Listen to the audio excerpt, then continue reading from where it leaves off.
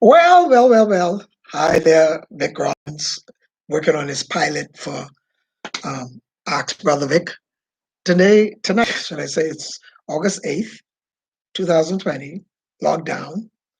Um, Hanging out on one of the properties I manage. I'm a property manager. So if you have anybody who have homes and they have to travel the world and need somebody to keep everything running right until they get back, or have it prepared till when they're coming in, referrals are great. Thank you.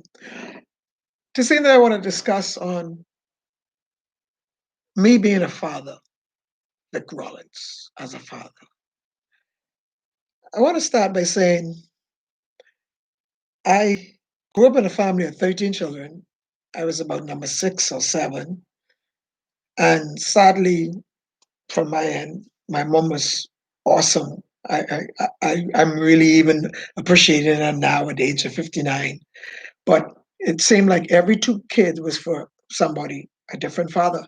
So we were at a church for 20 years, and people didn't know we were brothers and sisters because we all had different names and all that stuff. So I had to go through that experience of my brothers and sisters' father coming and dealing with them. Nobody's coming for me. I was already at a disadvantage. And I want to say this to ladies: the minute you decide to go with a married man, and you mess and have a baby for the child is already at a disadvantage because his priority, no matter how you feel and think, his priority is to his immediate family first. Bible teach that. Abraham told the maid to have sex with, I'm sorry, Sarah told the maid to have sex with Abraham, and that became the first child. But God said, but that ain't the one I gave to you in marriage between you and your husband. So when Sarah got upset and said he had to leave, homeboy had to push out because according to if you believe in God and the Bible and you should do the right thing, so you want to make sure you do the right thing. Wait until you got something of your own now. I'm not saying that if they now go afterwards and go get married and whole lot, that's a whole different story. But to then choose somebody who's already doing ain't too cool for the kid. Okay? So I had a lot of hurt. I ran away from home. I was upset, disciplined, frustrated a lot. But one of the things I did do is that I decided within my heart that if I ever get married and have kids, I would want to be a great dad. Frankly, most of y'all know me as the gay no more guy and a whole lot and same-sex activities, etc., and a whole lot. And that's not what this post is about. But I would say to you, and is whatever you feel is your rights. One of my chief reasons that I would say I was convinced to continue in the lifestyle is I wasn't bringing no children in the world. I didn't. I felt good to know that I'm bringing somebody I can take care of, or I wouldn't take care of, or I would be a father to, like many I see it as. So my sperm was dead wherever it go. So that was one. It's a bunch of reasons how I end up where I end up, but I digress. I believe that most men run around and have children because they don't have to participate from conception till at least the age 18 to the child that they help conceive with the lady. Because believe me, Dred, when you got to do that stuff, you ain't interested in having no bunch of children hanging around because the stuff you have to go through with the wife on pregnancy and going to the doctor and you know, just the mood swing and everything is already one problem. Well, an issue. Then when they don't have the baby, if you're a good man and a real man, you will realize that she took the baby for 9 months. So she needs to rest. So if the baby cry and need this change and the bottles up, you then step up. Responsibility is the ability to respond. Well, I did that. I made sure. But another thing too, they say a woman is quicker to get pregnant, easier after having a baby. So I was disciplined. I didn't need no birth control. No one had to tell me. I ain't touched my wife for 3 months after because what I went through, oh me ain't doing. Now the thing is, in our marital talk and stuff, I wanted 9 children. I don't know why I wanted nine. I guess I came from a big family and I thought I wanted a whole lot. But after that first baby, I said, honey, trust me. You ain't got to worry about me. Go to bed at 9 o'clock. Had to wake up at 9:45. Go to bed at 10:15. Wake up at 10:50. Go to bed at 10:11, 10. I used to go to work, break up. I like, why didn't nobody tell me about this part, about being a daddy and a responsible daddy? So, you know, I believe guys drop seeds because they have to be a part of what the process is. And I always say I blame the ladies because if the guys knew what they had to go through, they'd be straight, you know. That's in some cases. So anyway, I don't want to see a bunch of emails on that stuff. So as my girls then were growing up, well, firstly, I had a son. I had a son prior to my marriage. During the fourth month of the marriage, I caught the lady that I was dealing with in an affair. So I then used as an excuse as a regular baby man to say, Daddy baby ain't mine, and a whole lot. So I did a little something, but then I really was committed and a whole lot. And until he was 9. By that time, I had already given my life to the Lord. And I was going through the scriptures, Ephesians. And I'm the kind of guy that when I something and it makes sense, I apply it automatically to my life quickly. And Ephesians says, a man who don't take care of his own children is worse than an infidel, a pagan, a heathen, or whatever is the worst is for being a Christian. That's what you is. So I said to Father, I said, God, I don't know what to do. I don't tell my wife that the child ain't mine. So I can't go talking, but I can take care of the child because they're going to cause problems in the marriage. I need you to guide me on this because I want to be responsible. And even if he don't turn it to be mine, once he get 18, he can do whatever he want to do. He's a child. I don't believe that children should suffer for adults' decision and mistakes. That's my conviction. All right. I didn't hear from my son's mother for, let's see, a year or two. The next day at work, a phone call came into me. And she said, your son is coming up from Eleuthera. If you want to see him. And all I do is like, ah. She's like, why? Like that. So to me, that was a sign. So I then start to then be responsible as a man, a Christian man, and a father.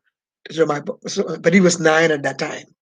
All right. Now, I don't know if between then and 9 he still blames me for a whole lot, but I have peace with him. I had that when had I good information and I make the right decision, I could live with it.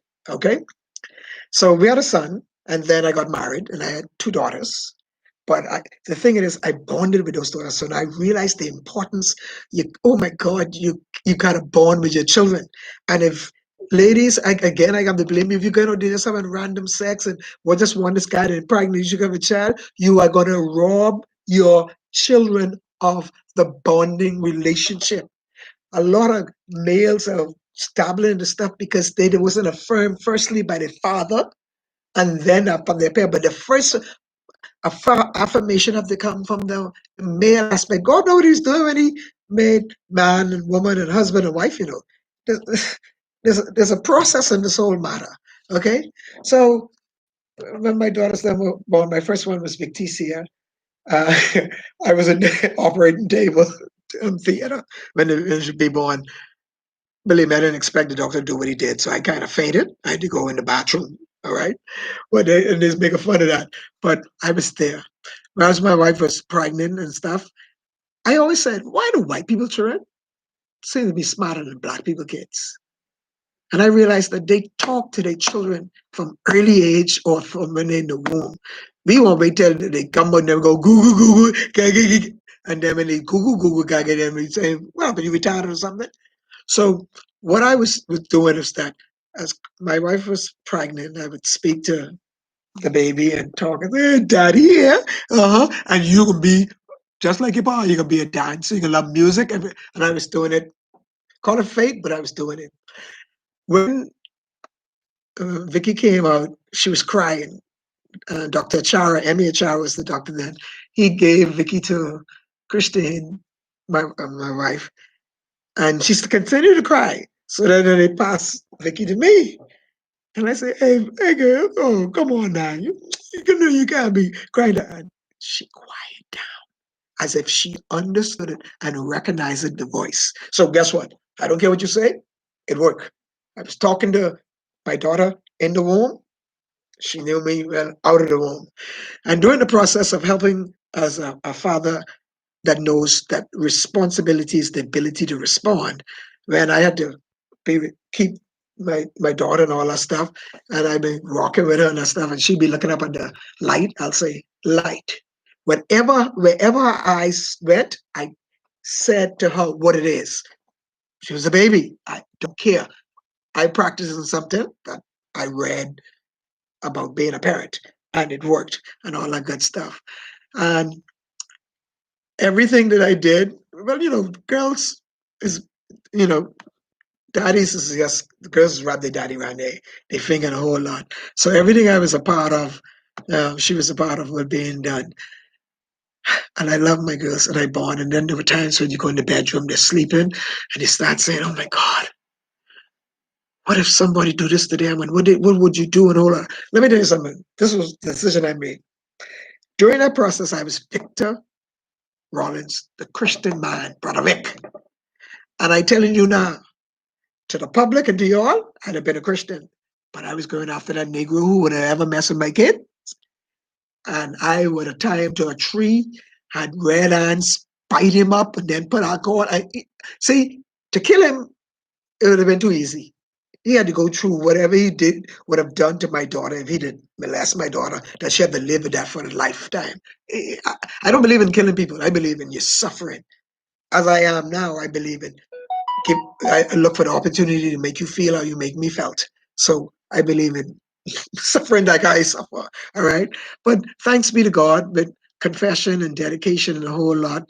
I taught my kids then that they would make roads that other people follow. They've always been leader because I learned that people of God dedicated their kids, not just christen them. You speak over them what you wanted. So I spoke that they will be leaders and not followers. So if it's school, if the principal had ever called me, that would mean they led people into problems or they follow someone into problems. They would have a problem. I want to say thank you. We really didn't have an issue with our children. I taught them that their responsibility is not to fight for mom and dad. Mom and dad can handle their own business. So if somebody say your ma's a whore, it's either their opinion or it's the truth. If it's their opinion, then that's their opinion. If it's the truth, then what you fighting for? They say your pa was a sissy, their opinion, or was the truth? What you fighting for? I had to kind of prepare them for stuff that I did in the past to make sure that they didn't suffer. And they handled themselves. They were, Vicky, Chrissy were awesome girls. They dealt with stuff. If I felt that there were anything on their body that might have been a item that people might have reacted to, during their devotion, I teach them that they were fearfully and wonderfully made. So my youngest daughter had what you call big eyes. And sometimes when she would sleep, her eyes looked like it was open. Guys would be like, oh, God, what about a mosquito? As a parent, I was crazy. And I just said, baby, let me tell you something. You are fearfully, wonderfully made. And if anybody say anything with your eyes, tell them that's why you could see them better. You ain't gonna miss nothing they do. You know, my job was to prepare them for the real world, prepare them to that people are out there and they're gonna be wicked and evil. That some parent can tell their child, "Oh, her daddy used to be this." You already know. You answer it properly, and trust me, as I said it, it happened, and my children handle that part and all that stuff. All right. I taught them how to trust that if I put them on the counter and I walk away and I say I'm coming back, they can know that I'm coming back. I had to explain to them about Santa Claus because here it is. I had to teach them about this God that they can't see. I don't want later on that they start to realize that the God don't exist because you talk about a Santa Claus that they can't see, then you can tell them he ain't real. No, mommy and daddy is Santa Claus. We got you. The key there was to communicate with your children, to allow them. I allowed my daughters to. We had family meetings where they could say, "Well, daddy, I was with my friends and you embarrassed me and blah blah blah." Okay, I apologize. Sorry, I didn't mean to. I taught them we had satellite then cable where the channels were not protected, so they couldn't go beyond a particular channel. And if they go beyond that, then they violated their trust. And if they violate their trust, then they can't go to sleepovers. Anything where they trust them, they ace that. Great. And my kids will tell you, their friends love my wife and I, based on how we taught them. When the friends would come over, I teach them, now listen, these are your toys. You are not to be paying with your toys when your friends are here. That's selfishness. You allow your friends to enjoy your stuff. Like that, they keep coming over and they go like, oh, we won't go over to Vicky them. They nice. And one time, my daughters then went to somebody's house and the parent didn't. Well, I guess the kid was my toy and they was jealous and they were crying and doing. I said, well, I can't talk for other people, but I could only be responsible to you guys. Then, of course, my kids have started to grow up, and my daughter had her first heartbreak and broken stuff. At that time, my wife and I were separated, so she came by me, we hang out, and we lay there and cuddle. And she said, she told me how she felt and what he did and all that stuff. And I just said, baby, I'm gonna say something. Daddy gonna say something that you might not like. This ain't gonna be your first heartbreak. It ain't gonna be your last. But what you want to do is you want to learn from it. All right. And I don't want you not to trust guys. Just learn what you're going to do it a whole lot. You know. So we were good on that. Um, Also, I need to back up. During the time of the marriage, I used to, like I'm busy now. I always been busy all my life, hustler. I didn't finish school. I don't have a diploma, so I had to hustle to support my family, which I did very well. According to my daughters, they tell me they're the best child growing up as whatever. I used to do a thing called Daddy and Daughter Day Out. That Nikki and I will hang out because see, she was an age. Chrissy was another age, so I couldn't like do the two because they were two different age and stuff. And we used to do Daddy and Daughter Day Out, and we'll discuss things, guys, sex. Because I believe what part of my responsibility as the male, the father in the home, is to teach my daughters about men, who they are, what they like, what they do, how they think. All right. And if I had a son, then I would teach him how to be a man, what you do and all that stuff. So I had to teach my daughter, I had to show my kids how a male respond to a woman, how a woman should respond to a male, how respect him, uh, how you be responsible and all that stuff. So the marriage thing is interesting, as a family, if you know your purpose and you apply it right, I believe it begins in the home. I don't care what the problem, what going on in this world. If the home is straight, a lot of the kids could be messed up. All right. We even had such a sign language and stuff when we out in public doing. I remember one time we was at the towns, the mall at Marathon and the movies. And something one of the girls said there, and I said, listen, do you need me to give you Proverbs or you can give me Ephesians? So they say, we can give you Ephesians. I said, cool. And a parent must hear in me. And must have got frustrated. She finally came home and said, listen, I am going crazy. What was that? What you mean? Give you Proverbs or they give you Ephesians? Well, Ephesians says, honor thy father and thy mother as in the Lord. For that, your life will be long extended. Proverbs says, foolishness is in the heart of the child, and the rod of correction will drive it far from them. So this means, do I have to tap you? Also, when it came to punishment, I I bought a paddle and I made sure they know that's what you get punished by. Because I went through some experience that when persons who would have physically hit me, when they would touch the heel or something, I would jump because the hand was no longer a hand of love, it was a hand of punishment. So I made sure that they know the paddle or the belt was punishment time, but the hands will always be to love and caress and deal with them. As my girls get older and they reach a particular age, I felt as a father, I no longer needed to bathe them and stuff. They either bathed themselves or their mother bathed them because they were becoming young women. And I needed them to understand, males supposed to touch or see you unless that's the choice that you make. I did ever kiss my girls on the lip because I don't want nobody else kissing them on the lip. Most of the incest from Uncle John and cousin this and tell me that, is because they go and smacking these children on places that they're not supposed to. They know I love them. I taught them that I love them. They didn't need to answer that. They knew that by action and word and deed and all that stuff. All right. Now, oh my God, this one went longer than I need to. Let me quickly do. So, fast forward to the separation of my wife and I. But as my oldest daughter said, I live in my mother, but I can reach my father whenever I needed to. One of the things that always been baffled to me, why do people who separate or divorce make the children a weapon, put them in a situation where they have to choose between mom and dad? Not here. I learned that I will never allow my children to suffer because of what I make decisions my wife or me make as an adult. So I was always their father, regardless. And even when my wife might have wanted to be a particular way, I was still standing my ground that I need to be here. We had a situation one time when we had to go to the courts. And I said to my wife, listen, court was there when we was having sex and making these kids. So no court can tell me when I can see my kids and when I can't see my kids. That's how I did it. All right. A couple of things I just want to say to men who might have children with women and not being responsible. One, if you're a male man and you have a child, a lady have a child for you, and you're not consistently supporting financially, emotionally that child, you bring money every now and then, a whole lot. But then you have this thing. Oh, I am concerned that when I give her the money, she can go get her hair done or get her nails done. Let me ask you the question. One, do you feel that the baby mama love the child? Okay, yeah.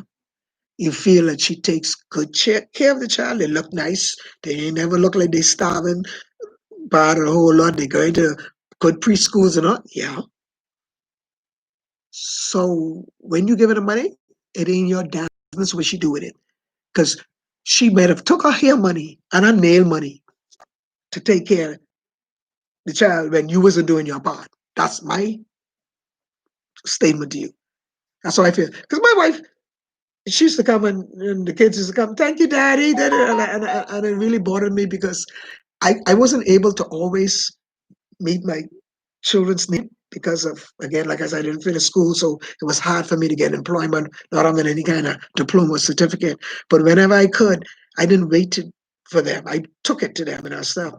And I said to my wife at the time, we were separated, you don't have to prove to me what you do with that. You've been doing much. I don't care if you. I don't care what you do with the money when I get it. All I know is I trying to catch up. All right, and we reached to that point where she realized that when Victor has it, he will bring it. And anybody who knows me, if I make you a promise to do something to you, if I don't do it, that means I was hindered. I believe in this principle. All I have is my name and my word, and I will honor that. Then I started doing seminars on relationship. Why not women and broke ass men? Why 50+% of Christian marriages don't work? And I made a comment on something, and so afterwards, a gentleman came. I could relate, a whole lot. Before I got married, I used to have a girl for every day of the week. All right. Now I get married, my wife only want to give me sex 2 or 3 times a week and a whole lot. And I tell him, I used to this. So I said, okay, because he definitely got the wrong message, what I was saying. I said, okay, so you're saying to me that on Monday you're Darlene, Tuesday you're Denise, Wednesday you're Sheena, Thursday you're Paulette, and on and on. But you want your wife to sex you Monday, Tuesday, Wednesday, Thursday, Friday, Saturday, Sunday. She works like you. She have to come home, clean the house, prepare the food, prepare the kid for school, put them to bed, bathe them, do us, and you want that. Did you realize that when you did Darlene on Monday, Darlene didn't see you no more until the next Monday? Darlene had a time to rest. And all the other girls, you don't see them no more until the next day, the next week. Stop it.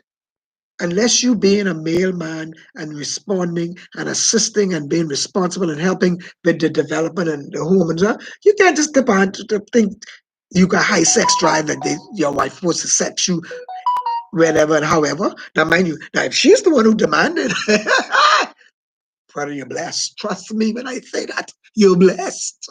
Okay? But no, this whole concept of one of the reasons I'll say why my marriage didn't work for me is I got married for the wrong reasons. I got married to prove to the world I ain't gay no more. I didn't marry because I wanted to make the woman that I married to the happiest woman in the world, you know, to, to please her, prove to the world I got Jesus. I ain't gay no more. And all that. I always wanted to be married, but my motives were wrong. And when the things didn't happen the way that it's supposed to, then situation develop. Make sure your motive is correct and you plan to marry. Women, don't marry because you want a good house, your children in marriage, to shop to Miami and all that stuff. Marry because you want to make that man the happiest man in the world.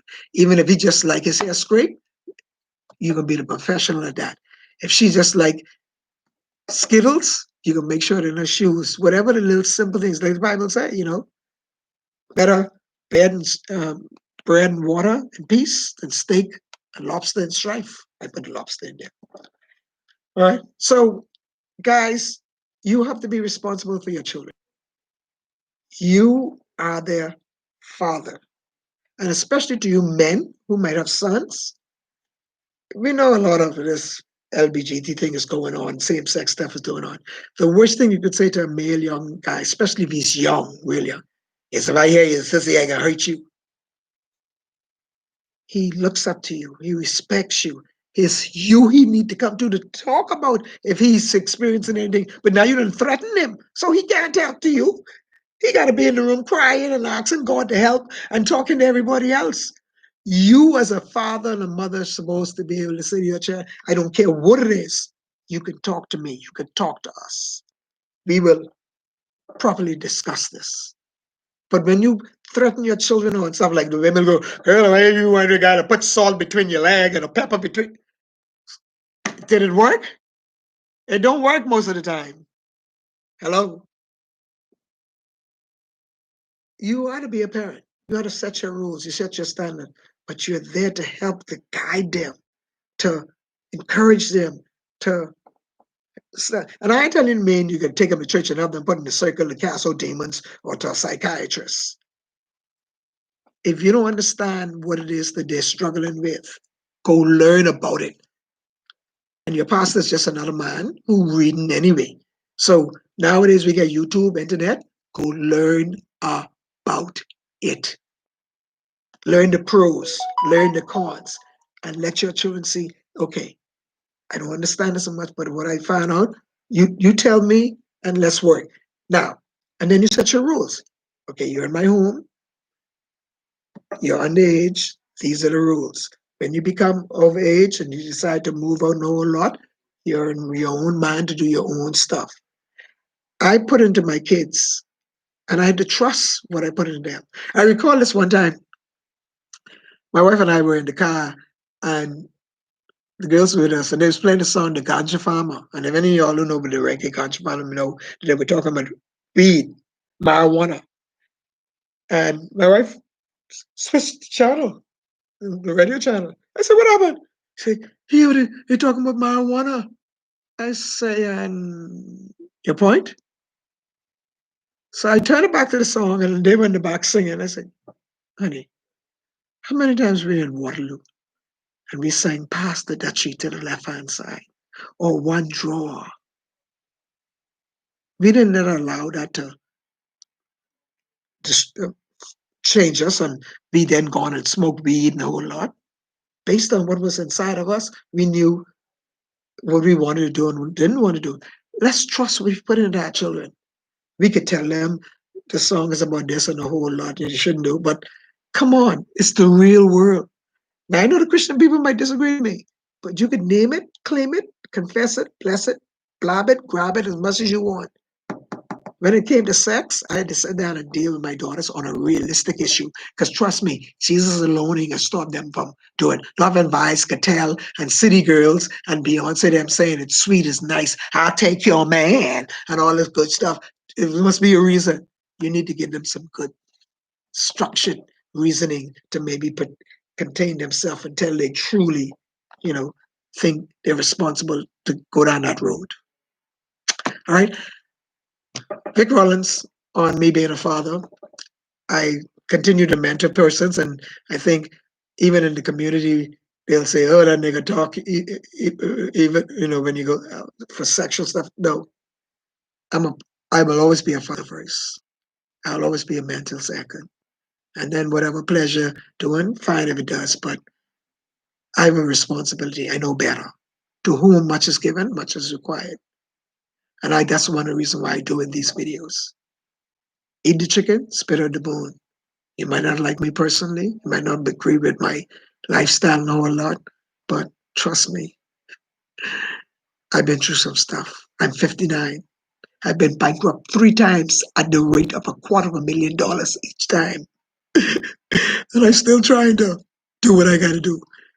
I've been legally separated. Now I'm divorced. I got an interesting life. And through these videos, I will share my life because I'm writing a book and I'm going to pass these videos on to the writers and they'll then put it together. But I just wanted to share this to parents and especially men who are parents. If you're a man and you have kids and you haven't been responsible, trust me. One other thing I want to say, ladies, you don't need to talk bad about the baby daddy, You do what you have to do and you let the child find out about how bad the baby daddy is. But when you continue to tell him, you're no good pa, you're this, that, your dad know a lot, he's going to learn later on. Maybe the same attitude was the one that chased the man away. Hello? That's why when my wife talk about going to court about the kids, I like, listen, if we have to go to court for the kids, you keep them. We don't have to go to court. You keep them. I will send you the money where you need to send. Because my belief is, judge was there when we sexing to make the baby. Judge can tell me I can see my child once a week, twice a month. No, no, no, no. My daughters, them have access to me 24/7 when they want. And the same thing there. But if you need to go to the court to say that's okay. I don't want to see them. I don't. You need to explain to them why I don't want to see them. Because you try to put a limitation on me seeing them. Many times, like I said, I wasn't able to do what I was supposed to do.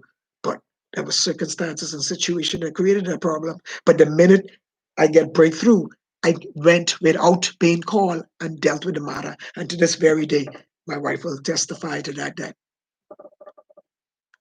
I went to God to learn how to be a husband, a father, and a man. I know what it is to be a man, a male man. I know what it is to be a husband. And my daughter will tell you if I was a good father. My son might have a different perspective and a whole lot, but it is what it is. I love him. I respect him. I have 3 grandkids with him and a whole lot. But it is what it is. And in the fullness of time, God will make all things beautiful in his own time. So thank you. I know it might have been long, but it was a lot I wanted to share on fathering. You gotta be the father. And the last thing I told my daughters that is until the name a change, I am their provider. They're not to be asking no man for nothing. Because no matter how men give you stuff and you say, well, I hope you don't think you can get some, and they say no, they lie. We lie. We hoping you can get some. So, provider. Only problem is my youngest daughter ain't looking like she planning to change name, and I still a provider, and she 27. But I love my girls. And we communicate. We have good conversation. I taught them that this is how you speak to people, and this is how people not to speak to you. If your father don't talk to you like that, nobody else can talk to you like that. You're fearfully and wonderfully made. And when they can tell you he love you, you can go to the moon, so you talk to him when he come back, and it better be on CNN that NASA took him in the spaceship to the moon, or at least flaming love songs, foolishness. Make sure he knows who he is, where he going, and what his plans is. That's my responsibility. I have to teach my daughters how men think, what they do, what they don't do. We get turned on by sight. So why do you think all the promotion got naked girls on it? Because we get turned on by sight. So when you get this man and you marry him and all that, don't be trying to withhold sex from him. He got to be out there fighting all them images. Yeah, he might be mad he didn't get to go to Miami, you didn't get to shop, the whole lot of stuff, but don't go there. Do it right. Anyway, thank you. Vic Rollins, inbox me. If there's any questions you need to ask, I'll answer it on the next stuff. How you feel, but whatever it is, it is. I'm 59, two beautiful daughters, 27 and 30. My oldest girl got two grandsons for me, Carter and Xavier, you know, and my son, he has three kids. He's away in the States and a whole lot. Um, I'm good. I live in my life. I live in my best life, you know. I ain't never scared. My children love me. They're proud of me. They support me. They encourage me. That's it. I always like to say my ex-wife, my two daughters, they're my three girls. So I like Victor. I'm a Victor. Victor Newman. You know us Victors? Don't mess with our girls. Ex or not. Don't mess with our girls. We'll mess you up. Have a good evening. Thank you.